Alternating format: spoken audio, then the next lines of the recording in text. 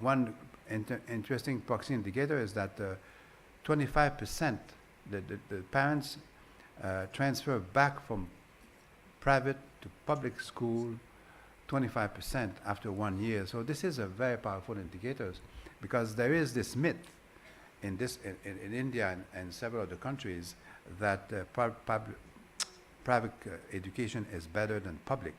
And we also know that there are many surveys that indicate that it's not the fact, and in fact it can be poor.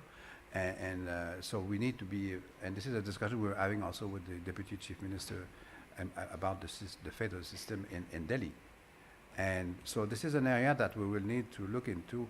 It may be beyond ECCE and preschooling, but it is critical, because there is also out there a lot of unqualified schools and preschooling who claim to be better than the public, which not necessarily is the case. So we have been making a strong case for government also to have institutionalize a robust regulatory framework for public and private institution, not at the higher level, which is a different conversation, but very much in the earlier stage of the educational system.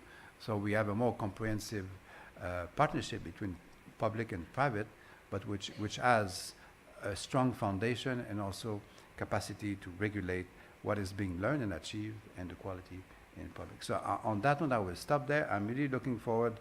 This is an important subject, very close to my heart, and this is something that we are advocating very strongly with the government of India. And as we are preparing our next country program for the next 5 years in India as UNICEF, this is an area that is going to be quite critical for us.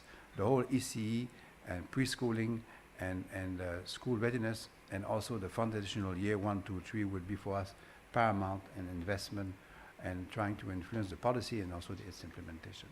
Merci beaucoup. Thank you very much. Thank you.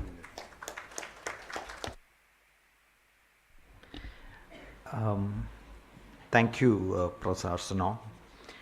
May I now request Professor Berman to make his presentation.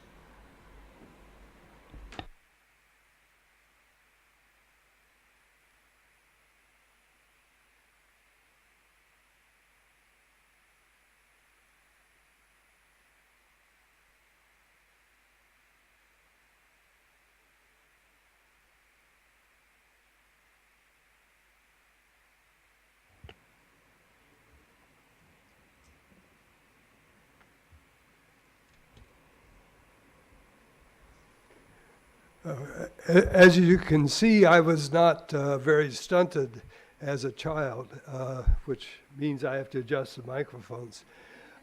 So thanks very much to the organizers for inviting me to participate in this important session, this important conference. What I am going to do in my comments is summarize the third round of the Lancet series on early child development. As probably most people in the room know, there were 2 previous Lancet series in 2002 and 2011, which at least I perceive had a fair amount of impact on the international community as well as many nations' views of advocacy for early childhood development programs. And this month, October 2016, the third series was launched with a global launch in Washington first week of October. Later in the year, there will be a launch in India. I'm going to describe what is said in this series. First of all, let me introduce the authors. As you can see, there are many authors, 43 I think, who come from a wide variety of disciplines. The lead organizer is Linda Richter from South Africa, and Pia Brito and Carolyn Black were the other authors, lead authors of the 3 papers in the series. With so many authors, not surprisingly, a lot of material is covered. I'm going to try to give an overview and will not be able to provide detail along the way.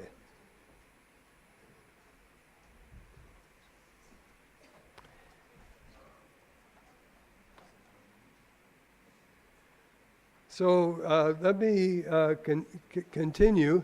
What's new in the series, and there's a series of bullet points here, focus upon younger children from birth or from conception to age 3. Secondly, within a life course approach. Third, better grounded estimates of the burden of inadequate investments in children. Fourth, focus on the concept of nurturing care. Fifth, discussion of interventions to improve child development. 6, the cost of inactions. 7, some case studies of scaling up programs. And last of all, discussion of affordability. I will touch a bit on all these with somewhat varying detail as I go along. So first, as Luis George said, there's been a lot of global progress on early childhood development, sort of growing momentum measured by various indicators, by scientific publications, by policies, by funding. There's also been a rapid expansion of countries with national multi-sectoral early child development policy instruments, as indicated on this slide. Second, the children at risk.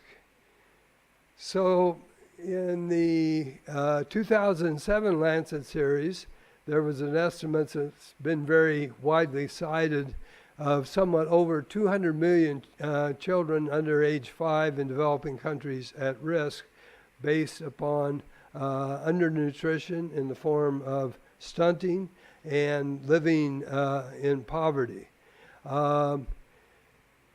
This series has revisited these estimates, and due to more extensive data and some improvements in methodology, there are revised estimates. If that data and methodology is applied to 2004, which was the basis for the 2007 Lancet, then the estimate unfortunately turns out to be larger, more like 279 million children.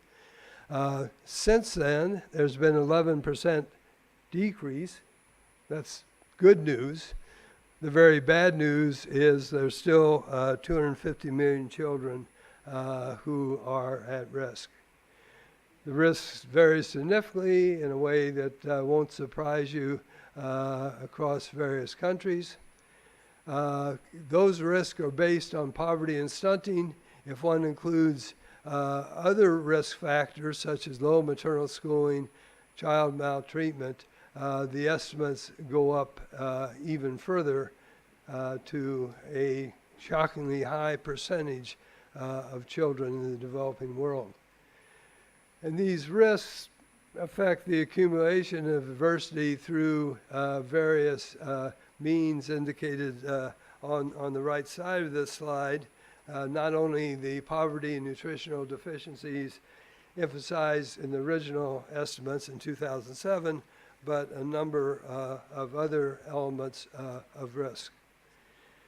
The report emphasized the importance of nurturing care. And nurturing care envelops early childhood development.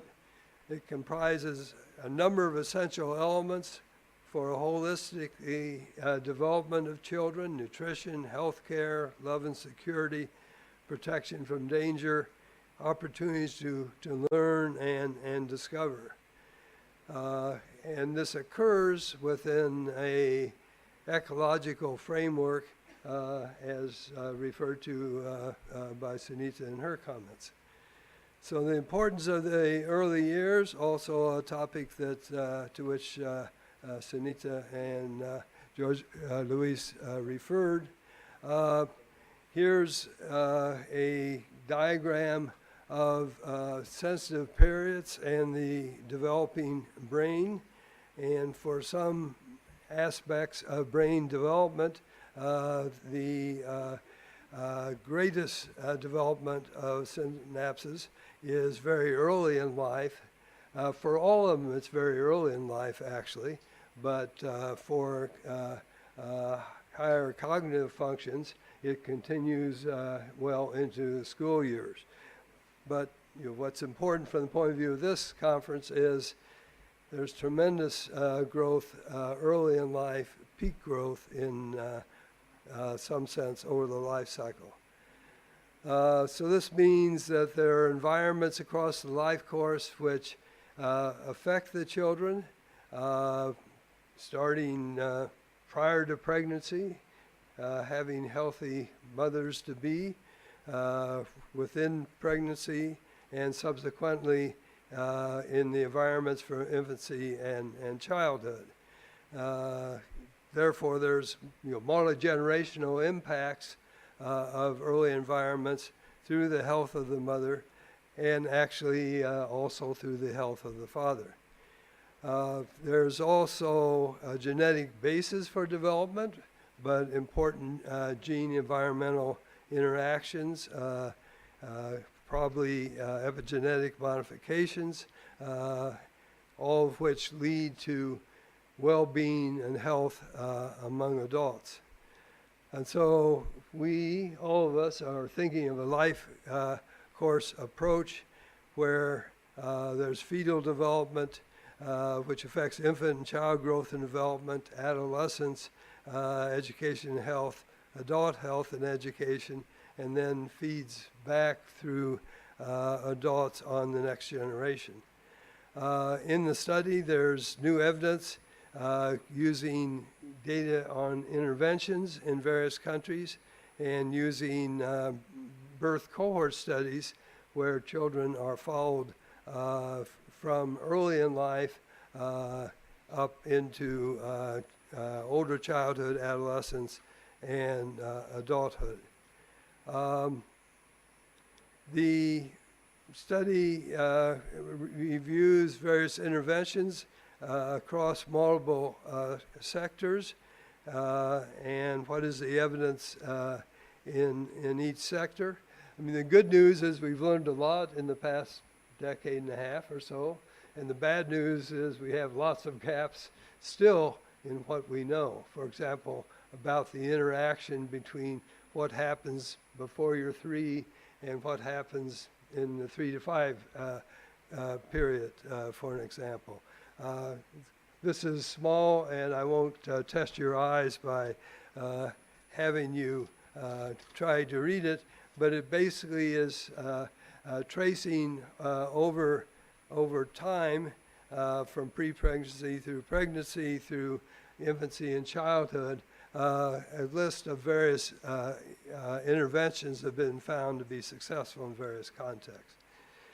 And then there are multiple sector intervention packages to improve child development that are summarized on this slide, which are increasingly emphasized. Now, the question, this is something to which George Luis referred, is, what's the cost of inaction? What is lost if we don't undertake better investments and interventions in early childhood? And so the study has attempted to estimate what the cost of inactions are. Here are the grade deficit and the estimated income loss for children who are stunted only, for children who are poor only, and for children who are stunted and poor. And as is clear, say in the bottom row, the losses are very large based on the available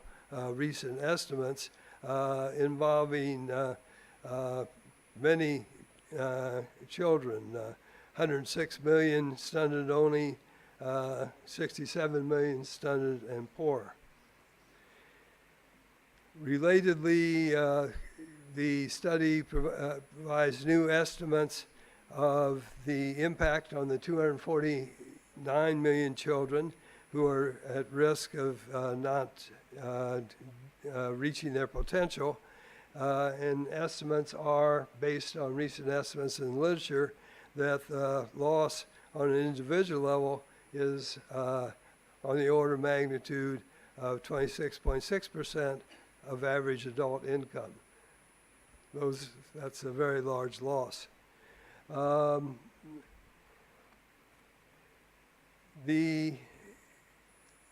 Looking at the societal cost of not reducing stunting.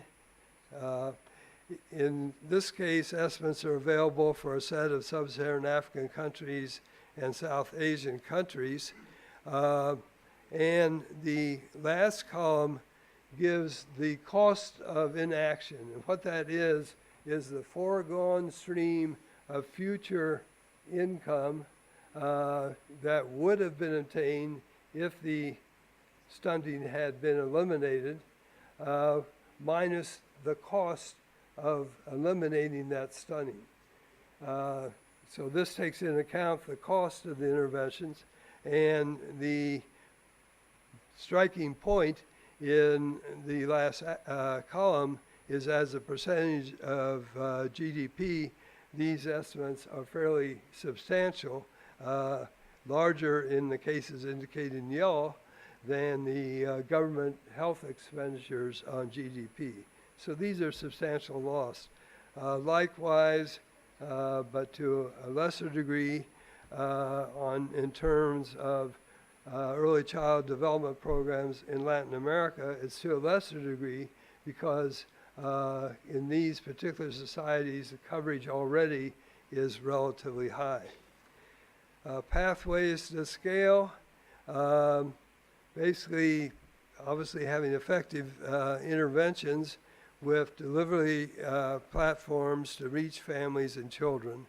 And in this part of the report, there's country case studies of scale and discussion of conducive policy environment and affordable action. So effective interventions, one example would be some of the UNICEF, WHO, CECED programs, and these have been expanded to date in 19 countries with evidence of some definite positive impacts. And here's citing some of the studies which find definite positive impacts. In terms of delivery platforms to reach families, the report puts some emphasis upon using health and nutrition services because these are already well-developed platforms in many countries and already used and accessed by women and children. The estimates indicate that these are effective and affordable kind of platforms.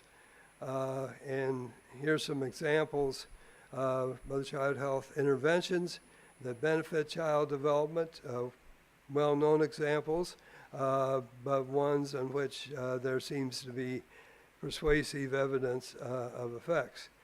There are also, of course, other platforms, education systems, social protection systems, child protection systems,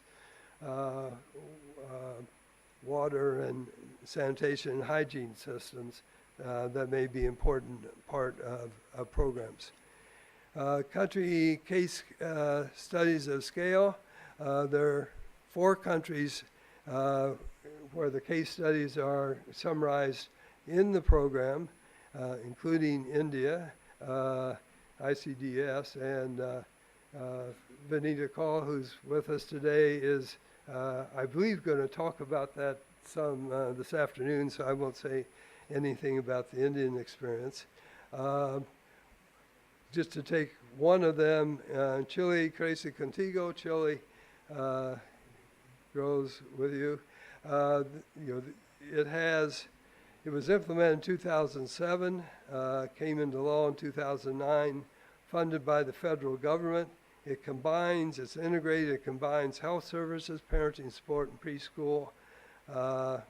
It has universal and targeted services and starts from pregnancy to age 8 and currently reaches 80% of the target population.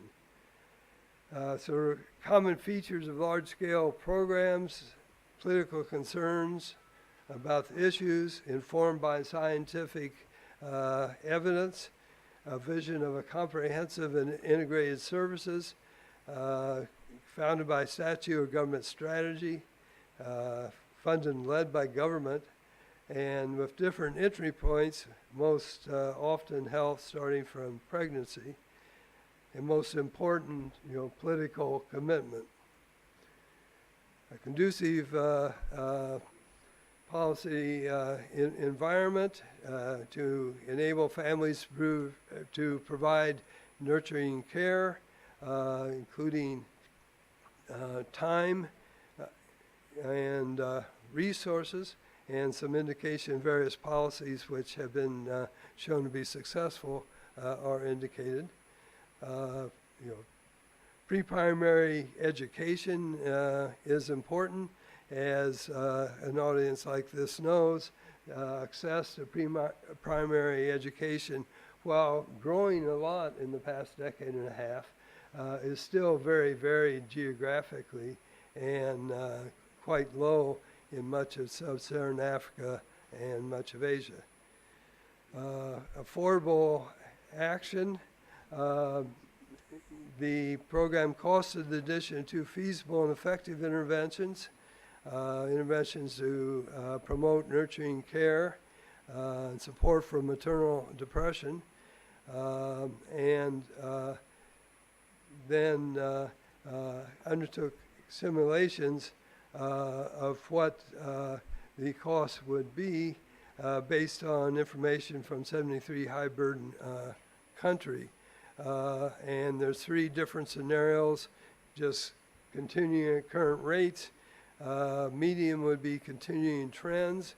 That would result in coverage increasing to 58%, and high coverage up to 98%. And the cost of these kind of scenarios, on one hand, $16 billion sounds like a lot, but 20 cents per capita per year does not sound like much. Even to get to the high level, 50 cents per capita per year is what would be involved. So going forward, science says start early, before conception, but certainly during the prenatal period as well as the postnatal period, with emphasis on the first 3 years, not just the preschool program. It's desirable to expend political will, and hopefully these sustainable development goals will be helpful in that regard, and create conducive policy environments, adopt multi-sectoral frameworks, in a number of contexts, probably use the health system as entry point, and provides support for the enablers. So just repeats the emphasis upon the early part of the preschool years. In expanding political will through the